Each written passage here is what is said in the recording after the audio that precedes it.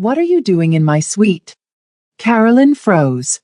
The man in front of her, black robe, dragon tattoos crawling up his chest, expression cold enough to stop her heart, was Hong Dal-soo, the Korean Mafia boss who hadn't let a woman within 10 feet of him since Busan. Since the betrayal. Since the bloodshed. Her cleaning cart beeped. He heard it before she did. A tracker. Hidden. Planted. She wasn't supposed to be here. Someone sent her.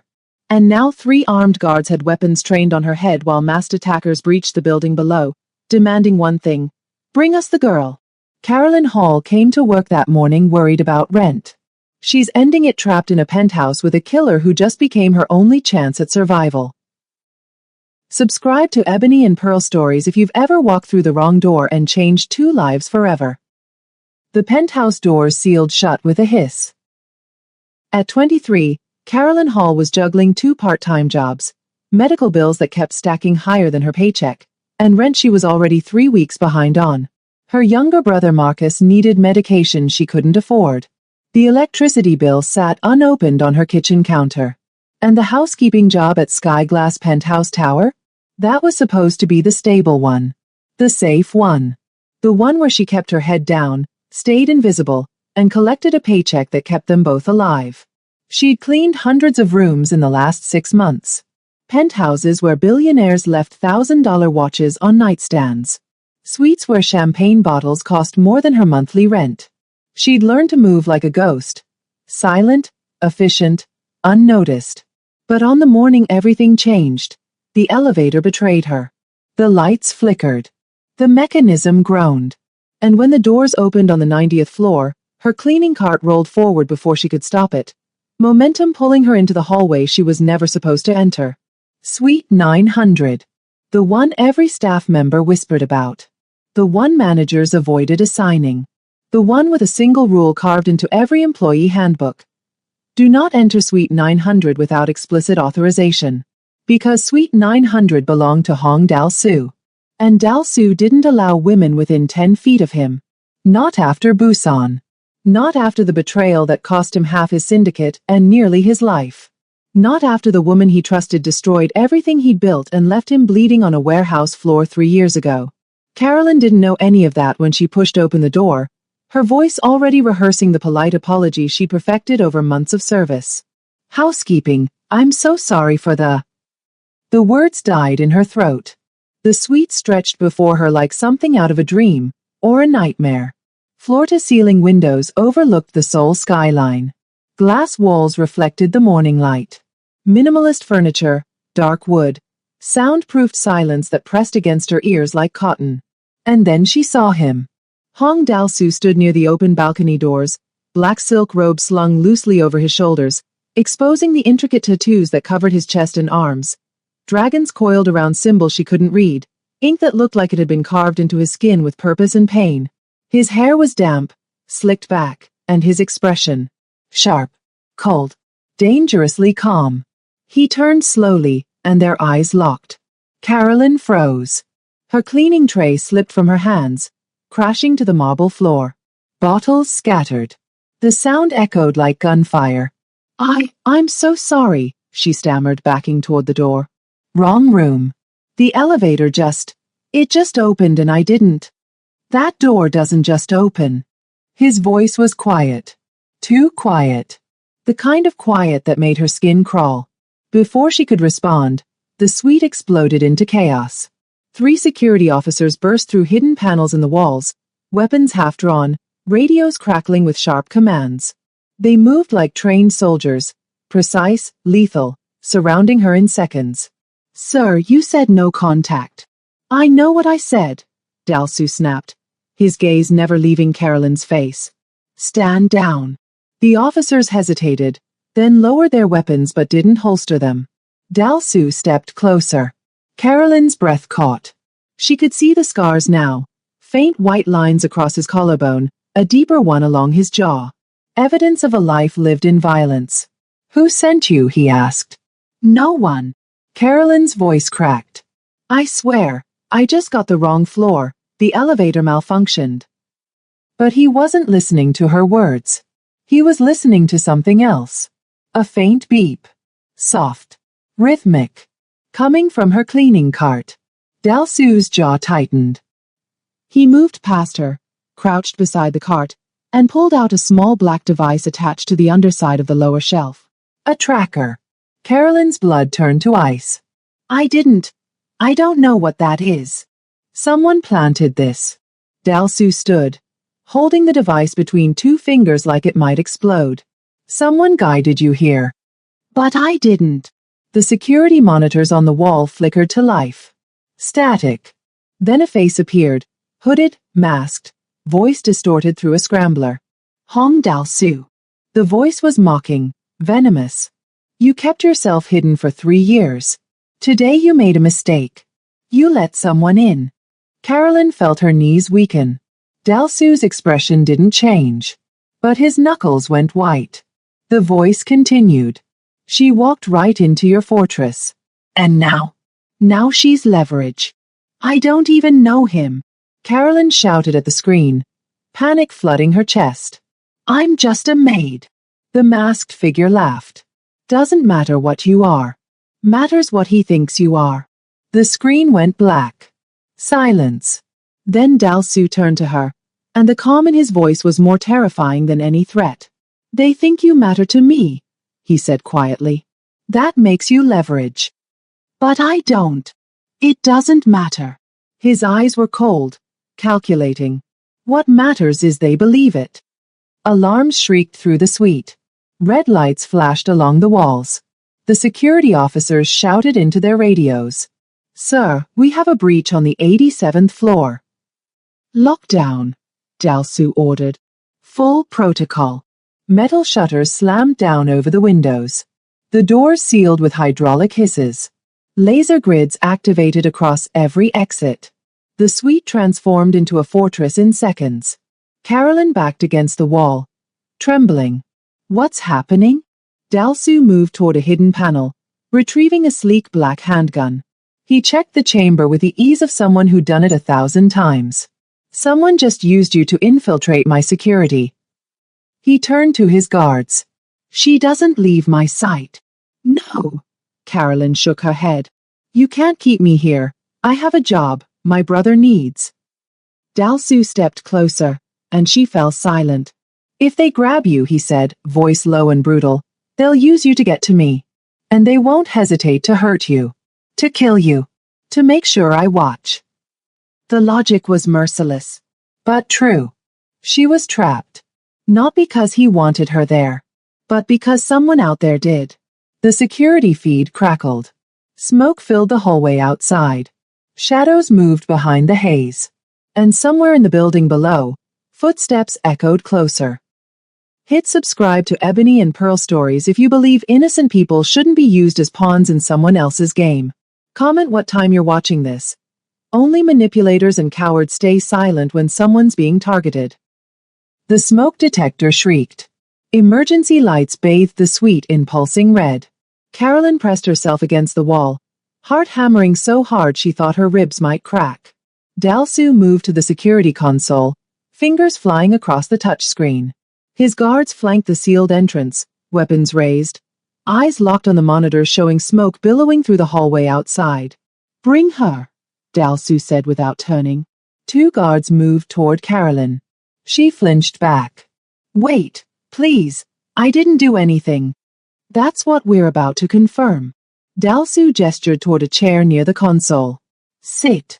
She sat. Not because she wanted to. Because her legs wouldn't hold her anymore. Dalsu pulled up footage from the building security system. Grainy black and white images of the staff supply room on the 6th floor. Timestamp. 5:47 a.m. A hooded figure slipped through the door, spent 30 seconds near the cleaning carts, then disappeared. That's where you got your cart this morning, Dalsu said. It wasn't a question. Carolyn nodded, throat dry. I always get a sign from that room. Same time every day. Who knows your schedule? Everyone. It's posted in the break room. Her voice shook. All the housekeeping staff can see it. Dalsu's jaw tightened. He pulled up another angle. The elevator shaft. The footage showed the elevator stopping on the 90th floor at 7:32 a.m., exactly when Carolyn had arrived. But the timestamp was wrong. The elevator wasn't supposed to stop there. It had been overridden. Someone hacked the elevator system, one of the guards said. Rerouted her directly to this floor. Carolyn's stomach dropped. I didn't know. I swear I didn't know. Dalsu studied her face for a long moment, looking for cracks, for lies, for any sign she was part of this. She held his gaze, terrified but steady. I clean rooms. That's all I do. I don't know you. I don't know who those people are. I just need this job because my brother, her voice broke. My brother has epilepsy. His medication costs more than I make in a week. If I lose this job, I lose everything. Something flickered in Dalsu's expression. Brief. Almost imperceptible. Then it was gone. You're not part of this, he said finally. But that doesn't matter anymore. What do you mean? It means they saw you enter my suite. They saw me respond. They saw my security mobilize. He turned back to the monitors. In their eyes, you're already connected to me, which makes you a target. But I'm not. Logic doesn't matter in war. His tone was flat. Final. Perception does. Carolyn stood, panic flooding back. Then I'll leave. I'll go home. I'll disappear. You can't. Dalsu cut her off. The moment you step outside my protection, they'll grab you, interrogate you, use you as bait to draw me out. He paused. And when you can't give them what they want because you don't know anything, they'll kill you to send me a message. The words landed like physical blows. So what am I supposed to do? She whispered. Stay here, under my sight, until I neutralize the threat. For how long? As long as it takes. A massive explosion rocked the building. The floor trembled. Glass rattled in the sealed windows. The lights flickered, died, then kicked back on through emergency generators. Sir, they've breached the 85th floor, a guard shouted. Multiple hostiles, armed with military-grade explosives. Dalsu moved with terrifying calm. Activate the panic room. Now. One of the guards pressed his palm against a hidden panel. A section of the wall slid open, revealing a reinforced steel chamber lined with monitors, oxygen tanks, and enough supplies to withstand a siege. Get inside, Dalsu told Carolyn. What about you? I'm buying you time. Another explosion. Closer this time. The suite shuddered. Dust rained from the ceiling. Carolyn stumbled into the panic room. The space was small, suffocating. Monitors showed every angle of the suite. The sealed entrance, the hallways, the stairwells filling with smoke. She watched as shadows moved through the haze. Figures in tactical gear. Weapons glinting in the emergency lights. They were coming. Dalsu checked his weapon, his movements precise and practiced. He exchanged a glance with his guards, some silent communication she couldn't read. Then he turned toward the panic room entrance where Carolyn stood frozen. Stay inside no matter what you hear, he said. Wait. The hallway outside erupted in gunfire. The sealed entrance buckled. Metal screeched. Smoke poured through gaps in the doorframe. Dalsu moved toward the breach, weapon raised. His guards formed a defensive line. The first explosion hit. The blast wave slammed into the suite like a freight train. Carolyn screamed. The monitors flickered. Smoke filled every camera angle. Through the chaos, she saw Dalsu step into the hallway. Saw him disappear into the smoke. Then he stopped. Turned. Reached back. His hand closed around her wrist. Stay behind me, he commanded, pulling her out of the panic room as the second blast tore through the wall behind her. Don't let go. Dalsu moved like death itself. Silent, efficient, unstoppable. His grip on Carolyn's wrist was iron as he pulled her through the smoke-filled hallway, his weapon raised in his free hand. Every step was calculated. Every breath controlled. Gunfire erupted ahead. Muzzle flashes lit the darkness like lightning. Dalsu didn't flinch. He fired twice. Two precise shots that dropped shadows Carolyn barely saw. Bodies hit the floor with heavy thuds. She wanted to scream, wanted to run, but his hand kept her anchored, kept her moving forward. "Eyes on me," he commanded without looking back. "Don't look at them." But she'd already seen. The blood. The stillness. The way violence moved through this world like it was breathing. They reached a corner. Dalsu pressed her against the wall, his body shielding hers as another volley of gunfire tore through the space they just occupied. Bullets punched holes in the drywall. Glass shattered somewhere behind them. His guards returned fire, their movements synchronized like a choreographed dance of destruction. They advanced, forcing the attackers back, creating an opening. Then the gas canisters came. 3 of them rolled across the marble floor, hissing white smoke that filled the hallway in seconds. Visibility dropped to nothing. Carolyn's eyes burned. Her throat closed. Dalsu pulled a black cloth from his pocket, pressed it over her mouth and nose. "Breathe through this." Shallow breaths. She nodded, tears streaming down her face. Through the smoke, a voice called out. Cold. Mocking. "Bring us the girl, Dalsu. She's all we want. Hand her over and we walk away." Carolyn's blood turned to ice. Dalsu's jaw tightened. "You think he cares about you?" The voice continued. "He'll trade you the second it's convenient. That's who he is." "I'm not important," Carolyn gasped through the cloth. "Tell them, I'm nobody." Dalsu cut her off. "It's not about you. It's about what they think you are." His eyes locked onto hers through the haze. "And right now they think you're leverage." He turned to his guards. "Diversion. East corridor. Draw them away."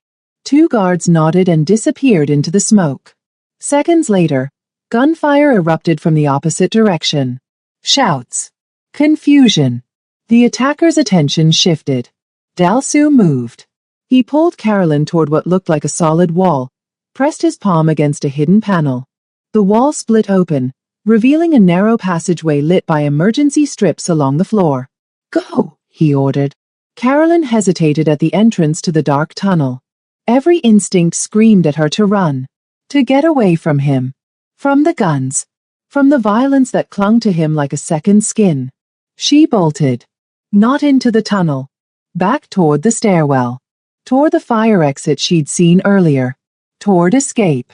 Dalsu caught her before she made it 3 steps. His hand closed around her arm, spinning her back. "Are you insane?" His voice was low, dangerous. "They're in the stairwells. They're covering every exit." "I can't," she was shaking. "I can't do this." "You don't have a choice. I didn't ask for this." "Neither did I." Something flashed in his eyes. Pain. Old and buried deep. "But here we are." For a moment, she saw past the weapon in his hand, past the tattoos and the violence. She saw someone who didn't want her here any more than she wanted to be here. Someone fighting against every instinct to keep distance, to stay isolated, to never let anyone close enough to hurt him again. Busan. The betrayal. The woman who died because he wasn't careful enough. She could see it written in the tension of his shoulders, the way he held himself just slightly too far away even while keeping her within arm's reach. "I won't let them take you," he said quietly. "But you have to trust me." Carolyn swallowed hard, nodded. They entered the tunnel together. The passage was narrow, claustrophobic. Concrete walls pressed close on both sides. The air was stale, heavy. Emergency lights cast everything in sickly yellow. Dalsu moved ahead, weapon sweeping the darkness. Carolyn followed, her hand brushing the wall for balance. They descended. Stairs. More corridors. The sounds of the battle above faded to distant echoes. "How far does this go?" Carolyn whispered. "Underground parking. 3 levels down. We'll take a secure vehicle." The explosion cut him off. The ceiling above them erupted. Concrete and steel rained down. The tunnel shook. Lights shattered. Dust filled the air in choking clouds. Dalsu grabbed Carolyn, pulling her against the wall as debris crashed where they'd been standing. A massive chunk of concrete blocked the path behind them. Another collapse ahead sealed off the forward route. The dust settled.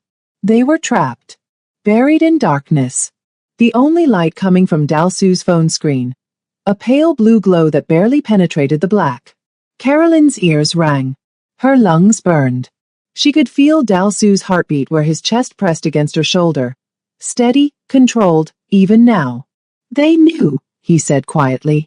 They knew about the tunnels. Which meant someone on the inside had betrayed him. Again. Subscribe to Ebony and Pearl Stories if you can't stand people who use innocent lives as collateral damage in their twisted games. Comment, protect the innocent. If you believe targeting someone who did nothing wrong is pure evil, only cowards stay silent. The darkness pressed in from all sides. Carolyn's breathing came too fast, too shallow. The walls felt closer with every second. Concrete dust coated her throat. Dalsu's phone light swept across the collapsed tunnel. Rubble blocked both directions. The only way forward was through a gap in the debris. Narrow, unstable, barely wide enough to crawl through. Stay close, he said, voice cutting through her panic. Watch where I step. They moved through the wreckage. Every sound amplified in the confined space. The scrape of their shoes. The shift of loose concrete. Carolyn's ragged breathing. Dalsu navigated like he'd memorized every inch of these tunnels. But she noticed something else.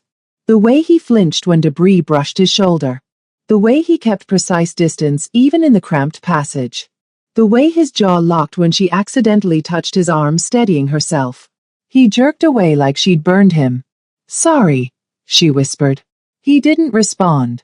But his breathing had changed. Faster. Shallower. They reached a wider section where the ceiling hadn't completely collapsed. Dalsu stopped. Leaned against the wall. His hand pressed against his chest. His eyes were somewhere else. Somewhere far away. Are you okay? Carolyn asked.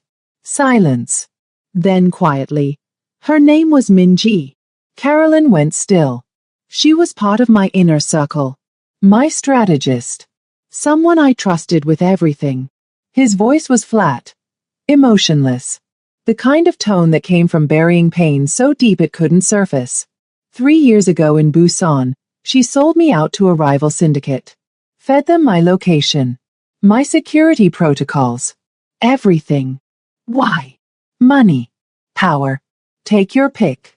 He exhaled slowly. The ambush was supposed to kill me. It didn't.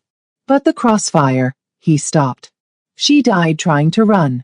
Caught a bullet meant for me. Carolyn's throat tightened. I'm sorry. Don't be. She made her choice. But the tremor in his voice said otherwise. I swore after that. Never again. No one gets close. No one becomes a weakness. Then why are you protecting me? He looked at her. Really looked at her. Because you're not her. You didn't choose this. And I won't let someone die because of me again. The weight of his words settled between them. Carolyn leaned against the opposite wall. My brother Marcus is 14. He has epilepsy. The medication that controls his seizures costs $800 a month. Insurance covers half. Maybe. She laughed bitterly. I work housekeeping at Skyglass. I deliver food at night. I clean offices on weekends. And I'm still behind on everything. Rent. Bills. His doctor appointments. Why not ask for help? From who? We don't have family. No safety net. Just me. She met his eyes. That's why I can't lose this job. It's not just about me. If I go down, he goes down. Something shifted in Dalsu's expression. Recognition. Understanding. They were both protecting someone. Both trapped by circumstances they didn't choose. He pushed off the wall. We keep moving. There's an emergency exit 2 corridors ahead. They navigated through the debris-filled tunnels. The air grew slightly fresher. A draft. Which meant an opening somewhere close. Dalsu's phone buzzed. He checked it, jaw tightening. My guards. They've secured a route to the parking garage. Relief flooded through Carolyn. We can get out? Maybe. He didn't sound convinced. They reached the exit. A heavy steel door marked with faded emergency signage. Dalsu tested the handle. Unlocked. He cracked it open, peered through, then slammed it shut. What? Carolyn asked. Ambush. 6 hostiles. Covering all angles. Her stomach dropped. How did they?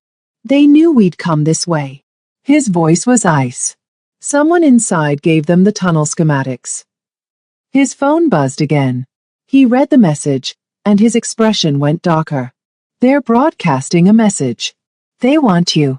They think you have information about my operations. But I don't know anything. They don't care. He showed her the screen. A video feed of the building's upper floors. Masked figures moving through corridors. Planting devices on support columns. Explosives. The message scrolled across the bottom. Trade the girl. Stop the assault. You have 10 minutes. Carolyn's knees went weak. They're going to blow up the building. Only if I don't hand you over. She looked at him. Saw the calculation in his eyes. The cold logic of someone who'd made impossible choices before. You should do it, she whispered. Trade me. Save everyone else. No. But. No. His tone left no room for argument. I don't negotiate with people who use innocence as leverage. Then what do we do? Dalsu pulled up his phone, typed rapidly. Sent a message to his team. His phone buzzed with a response. He read it. Closed his eyes briefly. They're wiring the 90th floor. The 88th. The 85th. He looked at Carolyn. They're not bluffing. How long? 8 minutes. The tunnel suddenly felt smaller. Colder. Somewhere above them, explosives were being armed. Lives hung in the balance. And the clock was counting down. There's one more way out, Dalsu said, pulling Carolyn away from the blocked exit. Service elevator shaft. Manual override. How far? 50 meters. Through that maintenance corridor. They ran.